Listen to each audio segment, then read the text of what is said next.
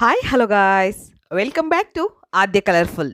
ನಾನು ಸುಮಾ. ಫ್ರೆಂಡ್ಸ್, ಇವತ್ತಿನ ವಿಡಿಯೋದಲ್ಲಿ ಒಂದು ಸ್ನ್ಯಾಕ್ಸ್ ರೆಸಿಪಿನ ನಿಮ್ಮ ಜೊತೆ ಶೇರ್ ಮಾಡ್ತಾ ಇದ್ದೀನಿ. ಕಡಲೆ ಹಿಟ್ಟು ಮೈದಾ ಇಲ್ಲದೆ 10 ನಿಮಿಷದಲ್ಲಿ ಗರಿಗರಿಯಾದ ಚಕ್ಕಲಿನ ತಯಾರಿಸುವಂತಹ ಒಂದು ರೆಸಿಪಿನ ನಿಮ್ಮ ಜೊತೆ ಶೇರ್ ಮಾಡ್ತಾ ಇದ್ದೀನಿ. ಈ ಒಂದು ಚಕ್ಕಲಿನ ಒಂದ್ಸಲ ತಯಾರಿಸಿ ತಿಂದರೆ ಮತ್ತೆ ತಿನ್ನಬೇಕು ಅನಿಸುತ್ತೆ, ಅಷ್ಟು ಟೇಸ್ಟಿಯಾಗಿರೋಂಥ ಈಸಿಯಾಗಿರೋಂಥ ಒಂದು ಸ್ನ್ಯಾಕ್ಸು. ಸೊ ಈ ಒಂದು ಸ್ನ್ಯಾಕ್ಸ್ ಮಾಡೋದಕ್ಕೆ ಮೊದಲನೇದಾಗಿ ಇಲ್ಲಿ ಅವಲಕ್ಕಿನ ಹಾಕ್ಕೊಳ್ತಾ ಇದ್ದೀನಿ ಒಂದು ಪ್ಯಾನಿಗೆ. ಸೊ ಇದನ್ನು ಒಂದು ಅರ್ಧ ಕಪ್ ಆಗೋಷ್ಟು ಅವಲಕ್ಕಿನ ಹಾಕ್ಕೊಳ್ತಾ ಇದ್ದೀನಿ. ಹಾಗೆ ಇದು ಗಟ್ಟಿ ಅವಲಕ್ಕಿ, ಪೇಪರ್ ಅವಲಕ್ಕಿ ಅಲ್ಲ. ಸೊ ಈ ಗಟ್ಟಿ ಅವಲಕ್ಕಿನ ನಾವು 1 ನಿಮಿಷದವರೆಗೂ ಇದನ್ನು ಫ್ರೈ ಮಾಡ್ಕೋಬೇಕು. ಹಾಗೆ ಇದನ್ನು ಫ್ರೈ ಮಾಡಿದ ನಂತರ ಇದಕ್ಕೆ ನಾವು ಅರ್ಧ ಕಪ್ ಆಗೋಷ್ಟು ಕಡಲೆನ ಹಾಕ್ಕೊಳ್ಬೇಕು. ಉರಿಗಡಲೆ ಅಂತೀವಲ್ಲ, ಸೊ ಅದನ್ನು ಅರ್ಧ ಕಪ್ ಆಗೋಷ್ಟು ಹಾಕ್ಕೊಳ್ತಾ ಇದ್ದೀನಿ. ಸೊ ಇದನ್ನು ಒಂದು 2-3 ನಿಮಿಷದವರೆಗೂ ನಾವು ಸ್ವಲ್ಪ ಫ್ರೈ ಮಾಡ್ಕೋಬೇಕು. ಸೊ ಫ್ರೆಂಡ್ಸ್, ನೀವೆಲ್ಲರೂ ಫಸ್ಟ್ ಟೈಮ್ ನನ್ನ ಚಾನಲ್ಗೆ ವಿಸಿಟ್ ಮಾಡಿದರೆ ಪ್ಲೀಸ್ ನನ್ನ ಚಾನಲ್ನ ಸಬ್ಸ್ಕ್ರೈಬ್ ಮಾಡ್ಕೊಳ್ಳಿ, ಹಾಗೆ ಲೈಕ್ ಮಾಡಿ ಮತ್ತು ಹೆಚ್ಚೆಚ್ಚು ಶೇರ್ ಮಾಡಿ ಫ್ರೆಂಡ್ಸ್. ಓಕೆ, ಸೊ ಇವಾಗ ಒಂದು 2-3 ನಿಮಿಷದವರೆಗೂ ನಾನು ಇದನ್ನು ಫ್ರೈ ಮಾಡ್ಕೊಳ್ತೀನಿ. ಅವಲಕ್ಕಿ ಮತ್ತು ಕಡಲೆ ಸೊ ಎರಡು ಕೂಡ ಚೆನ್ನಾಗಿ, ಅಂದರೆ ಸ್ವಲ್ಪ ನಮಗೆ ಮುಟ್ಟಿದ್ರೆ ಬಿಸಿ ಅಂತ ಅನ್ನಿಸ್ಬೇಕು, ಅಲ್ಲಿವರೆಗೂ ಅಷ್ಟೇ ಫ್ರೈ ಮಾಡ್ಕೋಬೇಕಾಗಿರೋದು. ಸ್ಟವ್ನ ಲೋ ಫ್ಲೇಮಲ್ಲಿ ಇಟ್ಕೊಂಡೆ ಫ್ರೈ ಮಾಡ್ಕೊಳ್ಳಿ. ತುಂಬಾ ಈಸಿಯಾಗಿ ಟೇಸ್ಟಿಯಾಗಿ ಮಾಡುವಂಥ ಒಂದು ಚಕ್ಲಿ. ಸೊ ಈ ಒಂದು ಚಕ್ಲಿ ರೆಸಿಪಿನ ಒಂದ್ಸಲ ತಯಾರಿಸಿ ತಿಂದರೆ ಖಂಡಿತ ಇದರ ರುಚಿನ ನೀವು ಖಂಡಿತವಾಗ್ಲೂ ಮರೆಯೋದಿಲ್ಲ, ಯಾಕೆಂದರೆ ಅಷ್ಟು ಈಸಿಯಾಗಿ ಮತ್ತು ಟೇಸ್ಟಿಯಾಗಿ ಮಾಡುವಂತಹದ್ದು. ಸೊ ಈಗ ನೋಡಿ, ನಾನು ಕಡಲೆ ಮತ್ತು ಅವಲಕ್ಕಿನ ಎರಡನ್ನೂ ಕೂಡ ಸ್ವಲ್ಪ ತಣ್ಣಗಾದ ನಂತರ ಒಂದು ಮಿಕ್ಸಿ ಜಾರ್ಗೆ ಹಾಕ್ಕೊಂಡಿದ್ದೀನಿ. ಸೊ ಇದನ್ನು ನುಣ್ಣಗೆ ನಾವು ಪೌಡರ್ ಮಾಡ್ಕೊಂಡು ಬರಬೇಕು. ಸ್ವಲ್ಪ ತಣ್ಣಗಾಗಬೇಕು, ಬಿಸಿ ಇದ್ದಾಗಲೇ ಹಾಕೋಕ್ಕೆ ಹೋಗಬೇಡಿ. ತಣ್ಣಗಾದ ನಂತರ ಜಾರ್ಗೆ ಹಾಕಿ ನಾವು ಇದನ್ನು ಪೌಡರ್ ಮಾಡ್ಕೋಬೇಕು. ಸೊ ನುಣ್ಣಗೆ ನಾನು ಪೌಡರ್ ಮಾಡ್ಕೊಂಡು ಬಂದಿದ್ದೀನಿ, ನೋಡ್ಬೋದು ನೀವು. ಸೊ ಈ ಒಂದು ಚಕ್ಲಿನ ನೀವು ಖಂಡಿತವಾಗ್ಲೂ ಬೇಕು ಅಂದರೆ 1-2 ತಿಂಗಳವರೆಗೂ ಕೂಡ ಸ್ಟೋರ್ ಮಾಡಿ ಇಡ್ಬೋದು, ಅಷ್ಟೇ ಗರಿಗರಿಯಾಗಿ ಕೂಡ ಇರುತ್ತೆ ಫ್ರೆಂಡ್ಸ್. ನೋಡಿ, ಇಷ್ಟು ನುಣ್ಣಗಿರಬೇಕು ನಮಗೆ ಹಿಟ್ಟು. ಈಗ ಇದು ಕರೆಕ್ಟಾಗಿದೆ. ಸೊ ಈಗ ಒಂದು ಮಿಕ್ಸಿಂಗ್ ಬೌಲ್ ತೊಗೊಳ್ಳೋಣ. ಫಸ್ಟಿಗೆ ಈ ಮಿಕ್ಸಿಂಗ್ ಬೌಲಿಗೆ ನಾವು ಪೌಡರ್ ಮಾಡಿರುವಂತಹ ಕಡಲೆ ಮತ್ತು ಅವಲಕ್ಕಿಯನ್ನು ಹಾಕ್ಕೊಳ್ಳೋಣ. ನೋಡಿ, ನಾನು ಹಾಕ್ಕೊಂಡಿದ್ದೀನಿ. ಸೊ ತುಂಬಾ ಚೆನ್ನಾಗಿರುತ್ತೆ, ಕ್ರಿಸ್ಪಿಯಾಗಿರುತ್ತೆ. ಹಾಗೆ ಇದನ್ನು ಕೇವಲ 10 ನಿಮಿಷದಲ್ಲಿ ನೀವು ಈ ಒಂದು ಚಕ್ಲಿನ ತಯಾರಿಸ್ಬೋದು. ಜಾಸ್ತಿ ಟೈಮ್ ಬೇಕು ಅಂತ ಏನಿಲ್ಲ. ಹಾಗೆ ನೀವು ಸುಮಾರು ಸಲ ಮನೆಯಲ್ಲಿ ಚಕ್ಲಿಗಳನ್ನು ತಯಾರಿಸಿರ್ತೀರ, ಸುಮಾರು ಟೈಪಲ್ಲಿ ಚಕ್ಲಿ ರೆಸಿಪಿನ ತಯಾರಿಸಿರ್ತೀರ. ಖಂಡಿತವಾಗ್ಲೂ ಈ ಒಂದು ರೆಸಿಪಿನ ಒಂದ್ಸಲ ತಯಾರಿಸಿ, ನಿಮಗೆ ಎಷ್ಟು ಟೇಸ್ಟಿಯಾಗಿದೆ ಇದು ಅಂತ ಗೊತ್ತಾಗುತ್ತೆ. ಈಗ ನೋಡಿ, ನಾನಿಲ್ಲಿ ಅಜ್ವೈನು ಒಂದು ಅರ್ಧ ಸ್ಪೂನ್ ಆಗೋಷ್ಟು ತೊಗೊಂಡಿದ್ದೀನಿ. ಸೊ ಅದನ್ನು ಕೈಯಲ್ಲೇ ಈ ಥರ ಕ್ರಷ್ ಮಾಡಿ ಹಾಕ್ಕೊಳ್ಳೋಣ. ಹಾಗೆ ಜೀರಿಗೆ ಪೌಡರ್ ಕೂಡ ಹಾಕ್ಕೊಂಡಿದ್ದೀನಿ. ಅಜ್ವೈನ್ ಇದ್ದರೆ ಉಪಯೋಗಿಸಿ, ಇಲ್ಲ ಅಂತಂದರೆ ಸ್ಕಿಪ್ ಮಾಡ್ಬೋದು, ಏನು ತೊಂದರೆ ಇಲ್ಲ. ಜೀರಿಗೆ ಪೌಡರ್ನೇ ಇನ್ನೊಂದು ಸ್ವಲ್ಪ ಜಾಸ್ತಿ ಹಾಕ್ಕೋಬೇಕಾಗುತ್ತೆ. ಹಾಗೆ ರುಚಿಗೆ ತಕ್ಕಷ್ಟು ಉಪ್ಪನ್ನು ಹಾಕ್ಕೊಳ್ಳೋಣ.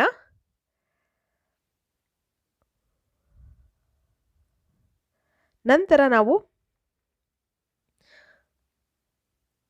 ಇದಕ್ಕೆ ಪೆಪ್ಪರ್ ಪೌಡರ್ನ ಹಾಕ್ಕೊಳ್ತಾ ಇದ್ದೀನಿ. ಕಾಳು ಮೆಣಸಿನ ಪುಡಿಯನ್ನು ಹಾಕ್ಕೊಳ್ತಾ ಇದ್ದೀನಿ, 1/4 ಟೀ ಸ್ಪೂನ್ ಆಗುವಷ್ಟು.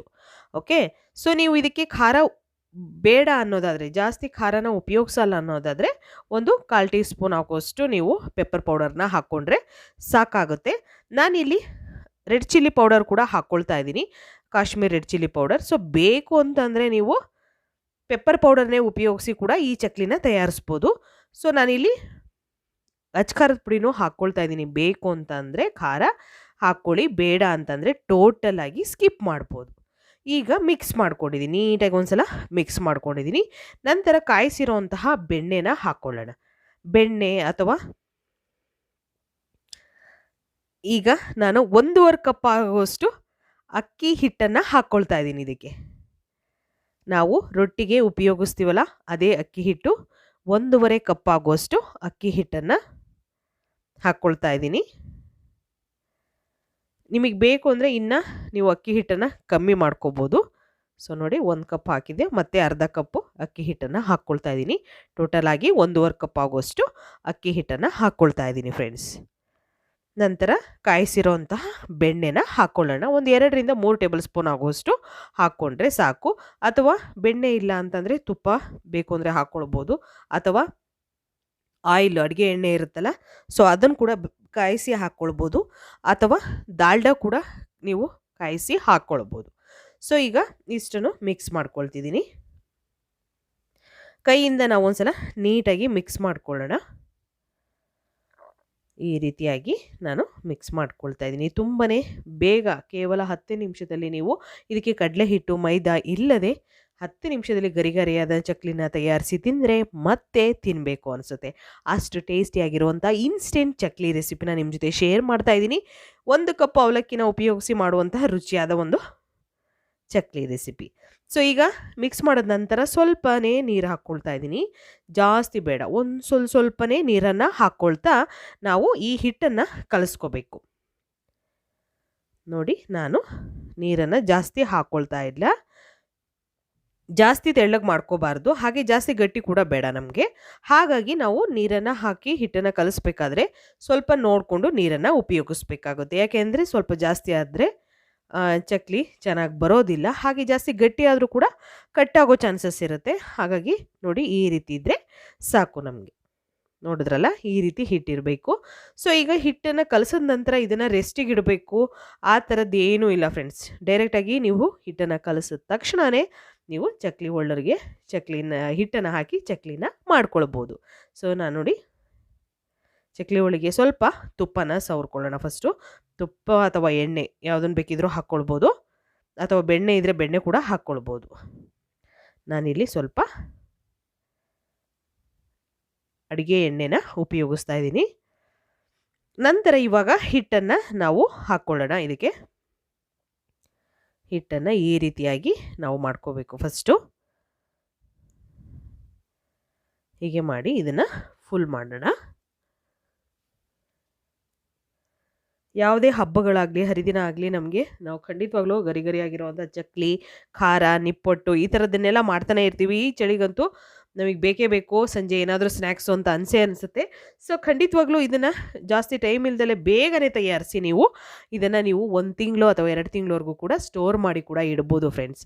ಓಕೆ, ಸೊ ನೋಡಿ, ಇವಾಗ ನಾನು ಇದನ್ನು ಕ್ಲೋಸ್ ಮಾಡ್ಕೊಳ್ತಿದ್ದೀನಿ.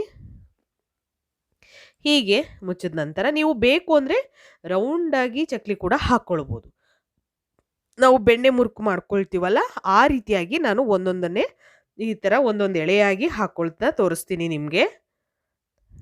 ಹೇಗೆ ಬೇಕಿದ್ರೂ ಹಾಕ್ಕೊಳ್ಬೋದು, ಕಟ್ಟಾಗೋ ಅಂಥದ್ದು ಇಲ್ಲವೇ ಇಲ್ಲ. ಯಾಕೆಂದರೆ ಅಷ್ಟು ಚೆನ್ನಾಗಿ ಬರುತ್ತೆ.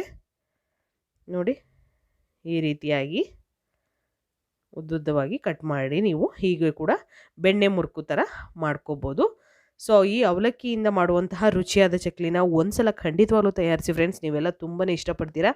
ಈಗ ನಾನು ಕಾಯೋದಕ್ಕೆ ಆಲ್ರೆಡಿ ಎಣ್ಣೆ ಇಟ್ಟಿದ್ದೀನಿ. ಸೊ ಎಣ್ಣೆ ಮೀಡಿಯಮಾಗಿ ಕಾದ ನಂತರ ಇವಾಗ ಡೈರೆಕ್ಟಾಗಿ ನಾನು ಪ್ಯಾನಲ್ಲೇ ಚಕ್ಲಿನ ಹಾಕ್ಕೊಳ್ತಾ ಇದ್ದೀನಿ.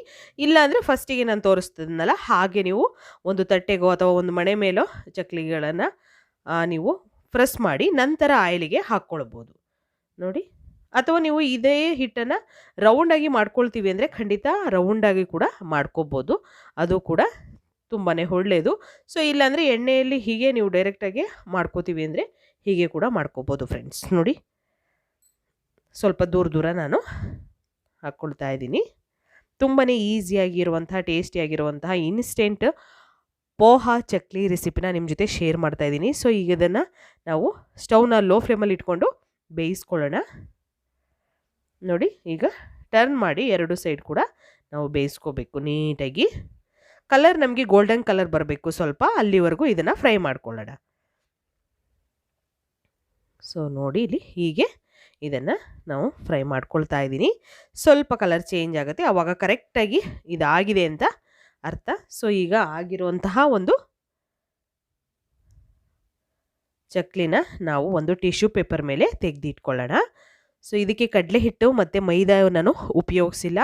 ಇದನ್ನು ಉಪಯೋಗಿಸ್ದಲೇ ಮಾಡಿರುವಂತಹ 10 ನಿಮಿಷದಲ್ಲಿ ಆಗುವಂಥ ಗರಿಗರಿಯಾದ ಚಕ್ಲಿ. ಸೊ ಈ ಒಂದು ಚಕ್ಲಿ ರೆಸಿಪಿನ ನೀವು ಕೂಡ ಮನೆಯಲ್ಲಿ ತಯಾರಿಸಿ ಹೇಗೆ ಬಂತು ಅಂತ ತಪ್ಪದೆ ನನಗೆ ಕಾಮೆಂಟ್ ಸೆಕ್ಷನಲ್ಲಿ ತಿಳಿಸಿ ಫ್ರೆಂಡ್ಸ್. ಓಕೆ, ಸೊ ಒಂದು ತಟ್ಟೆಗೆ ಇವಾಗ ಇದನ್ನು ಸರ್ವ್ ಮಾಡ್ಕೊಳ್ಳೋಣ.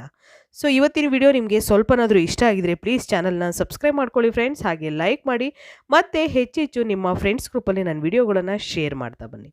ಓಕೆ, ಸೊ ಈಗ ನೋಡ್ಬೋದು ಇದ್ರ ಮೇಲೆ ಕರಿಬೇವು ಕೂಡ ನಾನು ಹಾಕ್ಕೊಂಡಿದ್ದೀನಿ.